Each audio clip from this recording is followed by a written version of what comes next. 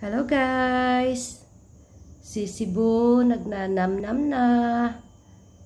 Si Cebu ay may bago na siyang CR. Kabibili lang ni Mama. No? Yan. So pinakilala ko na siya sa kanyang bagong CR.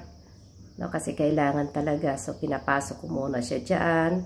Para pagka, yan ang bibit-bitin namin sa Denmark. Tapos yung luma niya, may isa rin siya rito. Naku, napakamahal. Kaya ito, ayan. Ayan siya.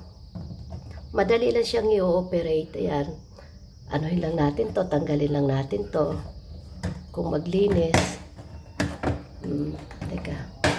Ang hirap na itong anuhin. Na, yan. Oh, hindi natin Teka. Masira. Ang hirap. Hindi naman mahirap. Saglit lang naman to. Yun. Tapos ito kung para yan. No, pero hindi natin siya isasara. So, ayan na Yan.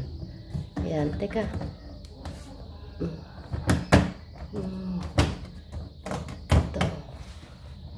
Ito.